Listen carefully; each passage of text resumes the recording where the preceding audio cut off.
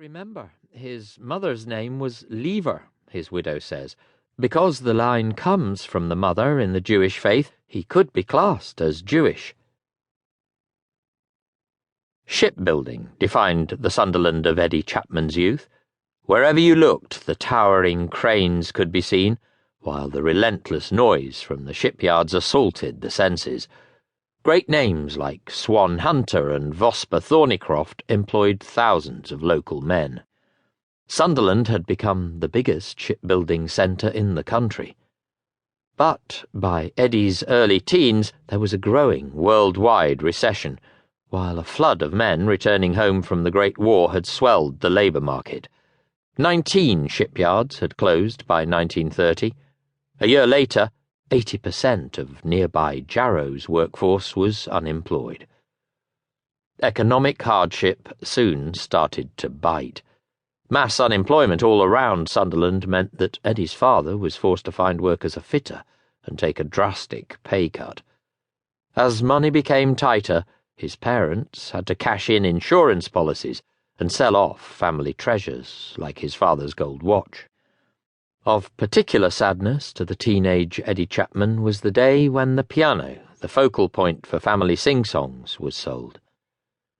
In 1927, the Chapmans had taken on a pub called the Clipper Ship in Roker Avenue. Aged only 13, Eddie was regularly serving dock workers and fishermen pints of beer. As was common in those days, no women were allowed to enter. Not that they would probably want to, for the pub was small and dirty. In the company of local seamen, Eddie learned to curse like a dockhand. Money, though, remained tight.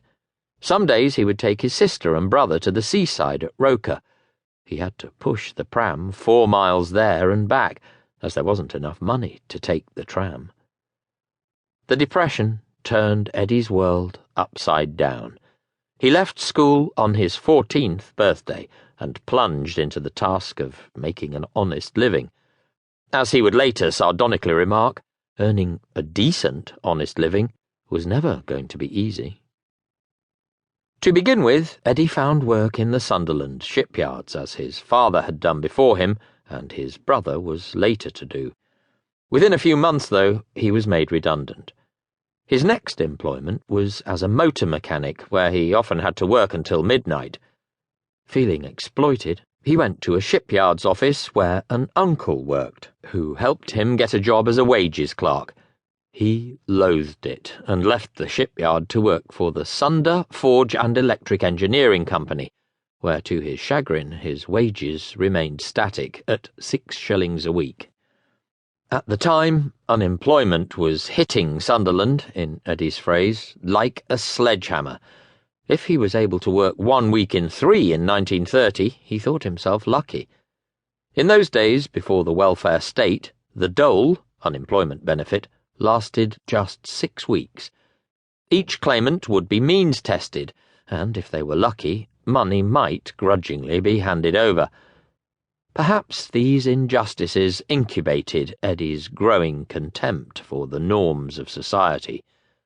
He would later comment bitterly that the slums he saw in his native Sunderland were far worse than I had seen anywhere else in Europe, where the people were ill-fed and poorly clothed, and my own most lively memories of childhood had been of the cold misery of the dole.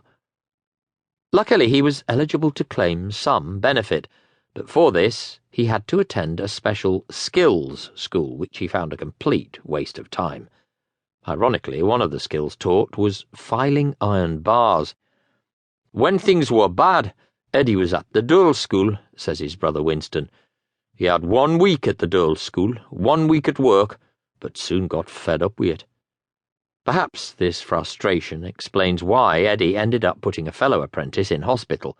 He had learned how to box from a well-known bruiser who used to frequent the Clipper Ship.